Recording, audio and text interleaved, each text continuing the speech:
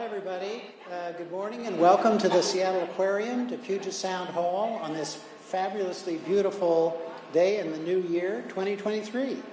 I'm Bob Davidson. I'm the president and CEO of the Seattle Aquarium, and let's just start out with an important recognition that the Seattle Aquarium and all of us today honor our location on the traditional and contemporary territories of the Coast Salish people who have stewarded these lands and waters since time immemorial. So, how perfect that we launch with that spirit. The aquarium's mission is inspiring conservation of our marine environment. We know pollution from plastics and other single-use packaging is a major threat to our ocean and waterways and all the life within them, as well as to the terrestrial ecosystems and human communities. We're making progress here every day toward our goal of a regenerative plan of being zero waste operating by 2025. Together with our partners in the Plastic Free Washington Coalition, we're advocating for policies to make the larger scale changes we all know are needed to reduce waste. We're thrilled to host this event today to launch an important new bill that will make a real difference here in Washington. And I just want to introduce in a second our great legislative champions, so Senator Christine Rolfes and Representative Liz Berry from the 23rd and 36th districts respectively. And I also want to note I've got a little something for George Berry, who a year and a half ago, wasn't it a year and a half, in this room, right in front of the window on Washington Waters, was enlisted by Governor Inslee to help sign the bill that launched all of this. So we've got that. And take that home to George. So Representative Berry tells me that she and George are here about once a month, and so he's going to be running the place before long. So with no further ado, Senator, Representative. Thank you, Bob, and thanks to the Seattle Aquarium for hosting us today. I'm State Senator Christine Rolfes from Bainbridge Island, and later today, Representative Berry and I will be introducing the Washington Recycling and Packaging Act, the WRAP Act of 2023. The bill is a much-needed modernization of our state's recycling system. It builds on 4 years of work in the legislature, beginning with a full-scale assessment of packaging and plastic waste in 2019. And in 2019, the legislature also adopted, in a bipartisan fashion, statewide goals to reduce plastic packaging, increase recycled content in packaging, and achieve 100% recyclable, reusable, or compostable packaging in this state. It was a monumental agreement 4 years ago. Now, many of you know me as the chair of the Senate's Budget Committee, which I have to say is an enormous responsibility. But I'm not here on behalf of that committee, and this bill is not a part of that work. This bill is personal to me. I grew up in New Jersey in the 1970s in a part of the state where the landfill closed. And the county where I grew up was one of the first counties in the country to have mandatory recycling. So throughout my childhood, my family dutifully separated our newspaper, our glass bottles, we didn't have plastic at that time, and our metals. And we dutifully and patriotically went to our town's recycling center regularly to drop that all off. Then I went to Virginia for college, and I was stunned to find out when I got there that my dormitory did not have any recycling, and later my apartment building didn't have any recycling. So I joined up with other environmental science students at the University of Virginia, and we created a new organization on campus called the Student Alliance for Virginia's Environment, SAVE. And we started the campus's first recycling program. It was extremely rudimentary, but we did get an award from the state of Virginia's Department of Ecology for our efforts. So doing that work as a college student, I learned about Seattle's solid waste program and Washington State's recycling program. And when I had the opportunity to move out here for graduate school, I was thrilled to be moving to a place where people shared my values, a place that had proactively handled and was proactively looking at solid waste before it was an emergency like it had been where I grew up. 30 years later, I'm still here. I'm still recycling. I'm still reducing my waste, and I'm still reusing everything that I can. But I'm still aware of how much garbage I've created. As a citizen, I do all this work, but as a legislator, I know I can do more to make this system work better because I know that there are a lot of Washingtonians like me who care, and there are a lot of families like mine that are making a lot of effort. And we're doing the right thing. We want to do the right thing for our planet and for our economy. Now, I want to show you something. I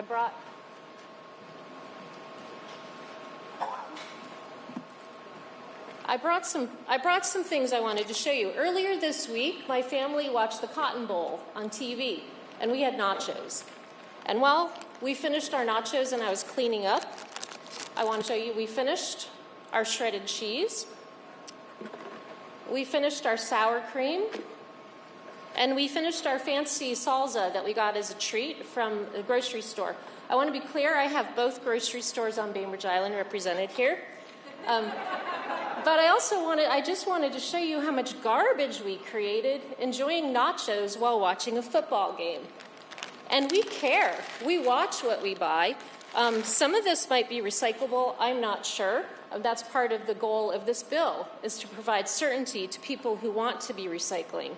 But I want to be really clear. This is 2023, and all this garbage from a plate of nachos, the system isn't going to change by itself. We have to do it ourselves. Laws like the WRAP Act have been in place in the European Union for decades. Canada has had a law similar to the WRAP Act for 10 years, and we know from their experience that they're reducing their garbage and they're increasing their recycling rates. In America, 4 states have passed laws just like this: Maine, Oregon, Colorado, and California. And it's time for Washington to do the same thing. And I would like to call up my partner in this effort, Representative Liz Berry. Thank you, Senator. I'm Representative Liz Berry from Queen Anne, right down the road, and this is one of my family's favorite places to visit, and George is very famous here, my 6-year-old son. He turned me into the plastics warrior that I am today. Since he was little, George has been obsessed with picking up litter, especially in our Puget Sound. And he stood with me here, just as Bob mentioned, almost 2 years ago, when the governor signed the biggest, baddest, boldest law in the country that established minimum recycled content for plastics.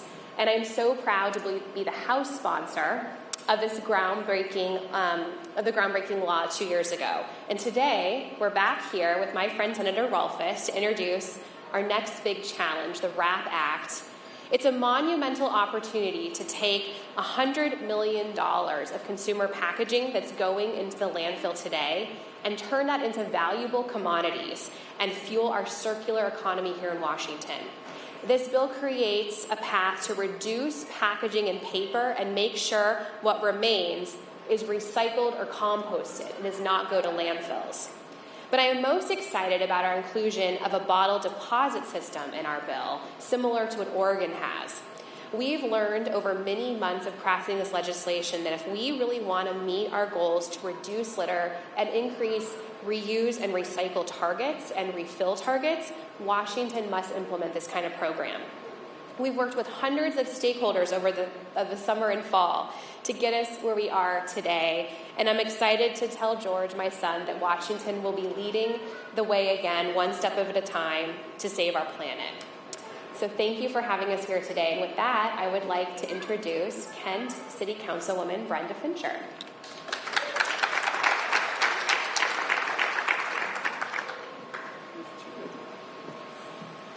Thank you very much. I am Kent City Council Member Brenda Fincher, and as a council member, I was happy to champion our city's local plastic bag law.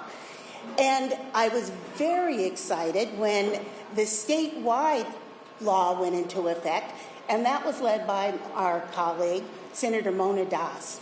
So the RAP Act is important. It's important that we do this because we know that in the cities, recycling is important. We just saw some of the plastic that happens. It's important for our local communities like Kent, like Auburn, like Tukwila. It's important for our cities across and communities across the state. I hear from constituents often about the importance of recycling. We want to make sure that it's done correctly. They want to make sure that it's done anywhere that it needs to be done, that everyone has access to do that. And we want to make sure that it's actually working. And the RAP Act can make sure that that happens. So with recycling, we know that we have been using offshore sources, which means we've been creating the mess and counting on somebody else to clean that up for us. If we create it here, we should be able to clean it up here instead of putting that responsibility on someone else. I have been joined by over almost 80 different city council members across the state, and we have signed on to a letter in support of this bill, the RAP Act.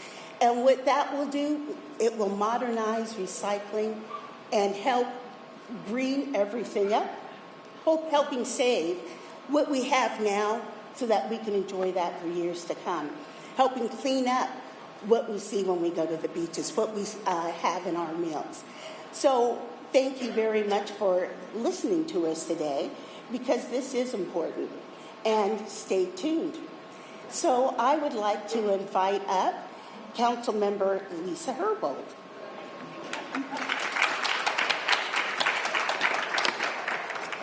Thank you so much, and thank you to both Representative Berry and Senator Rolfe for introducing this really important bill.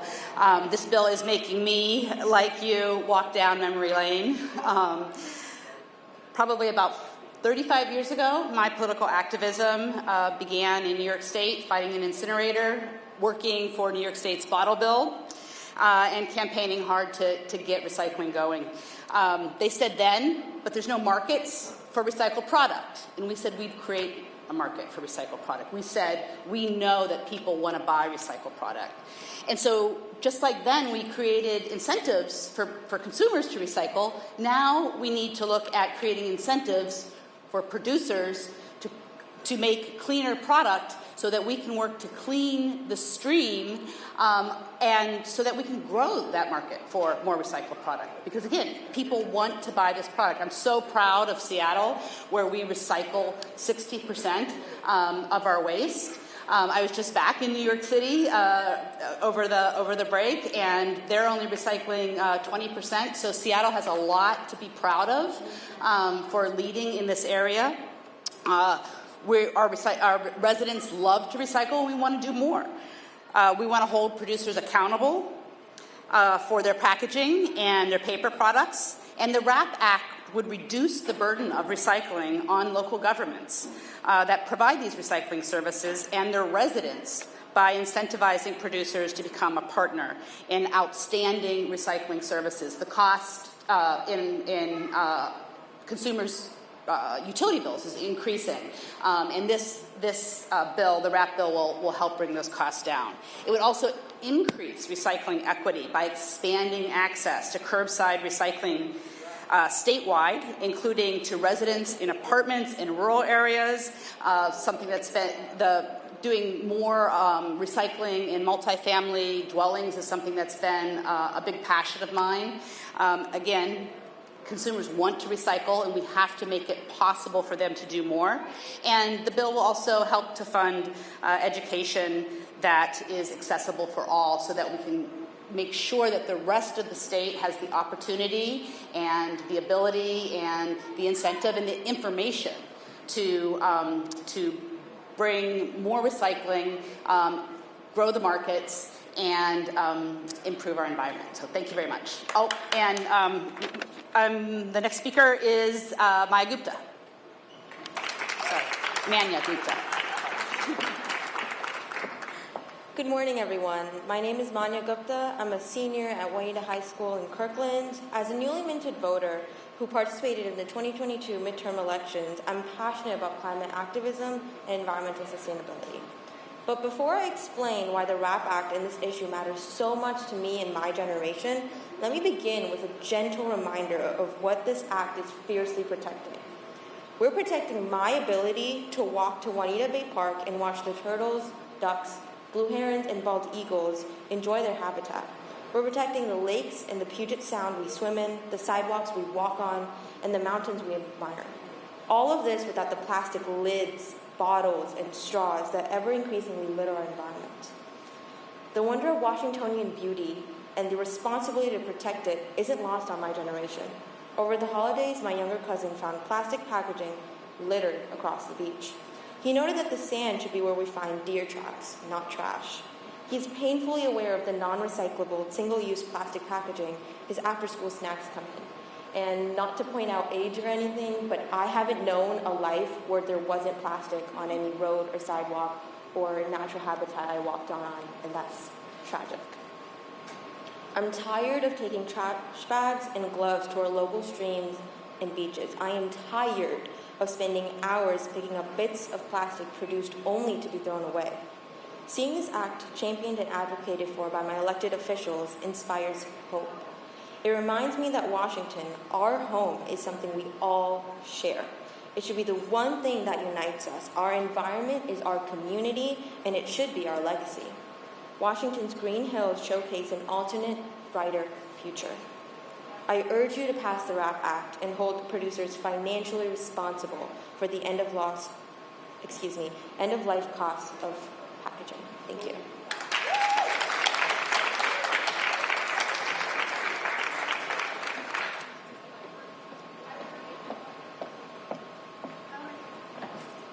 Hi, thank you so much, everyone, for being here today. I'm Pam Clough with Environment Washington and a member of the Plastic Free Washington Coalition. And we wanted to take a few minutes if there were questions from the audience. Yeah. You talked about holding producers accountable. What would that look like? You talked about holding producers accountable. What will that look like? I'll start with that. The basic, the foundation underlying the bill is the formation of a cooperative of packaging producers, manufacturers, et cetera, who produce packaging. So whether that's bottling companies, consumer product companies, et cetera, if the company makes something that is packaging, they'll be part of this cooperative, and they will agree on how to meet the goals that the state has set up through this bill and through other bills that we've passed. And Representative Berry may want to talk a little bit more about the bottle deposit part of Yes, that. We're also including a bottle deposit system similar to what Oregon has. So if you know anything about that model, we also allow the bottle distributors to form a cooperative to put together the best ways they feel to implement the goals that we set for them in our state for reuse and refill and recycle targets for bottles. And what that also does for both systems is it requires the producers to pay into and set up the system. So government doesn't actually have to pay to set up the systems. We set the goals and targets, and they figure out how to meet those in the best way that they can. What's their incentive?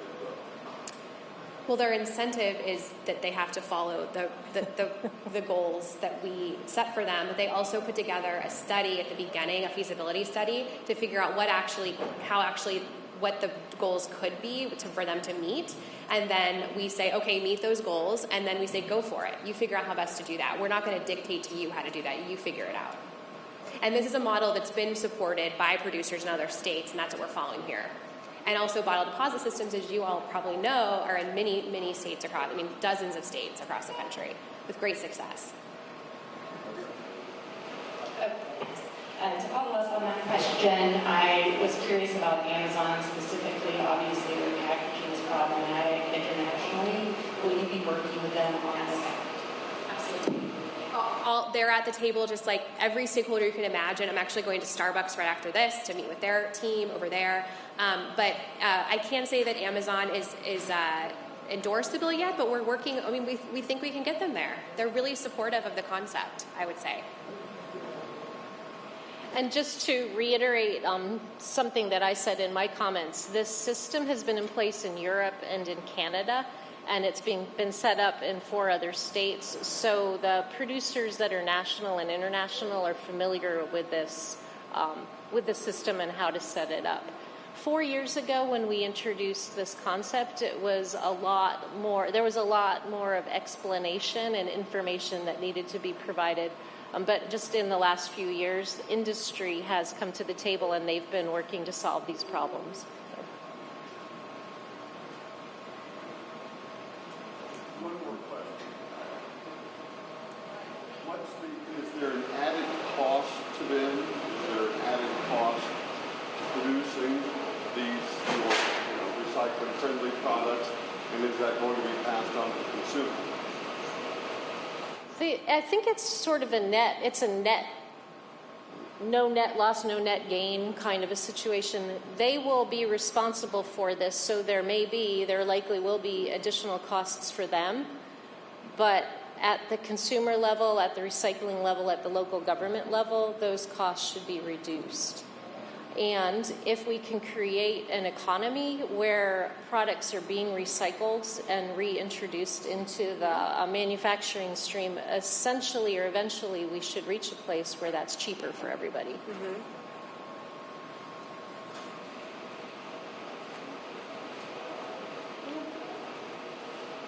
Is there any sort of prioritization on reducing plastics that come in contact with our food and water? This bill is not addressing that particular issue. We have done some toxics work through other bills, and the Department of Ecology is continuing to work on toxics related to chemicals entering the food stream in that way. But this bill is not addressing that directly.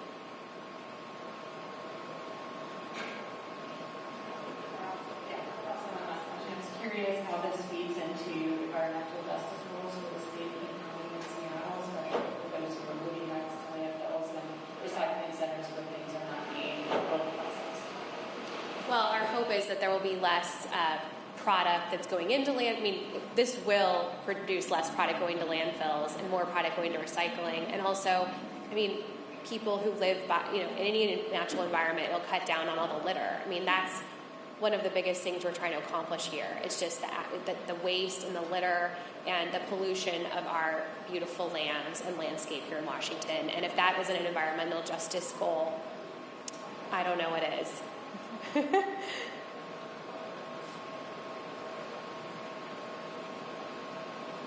Anything else?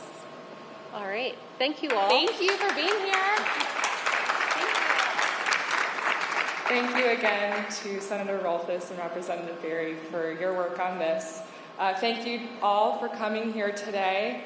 I invite you to take some one-pagers home with you to read up on this policy and share with your neighbors. The more folks that know about this, the better. Also, feel free to check out our display table. We have a lot of examples of hard-to-recycle materials, and the members of the Plastic Free Washington Coalition would be happy to share more about what's challenging about them. So thank you again.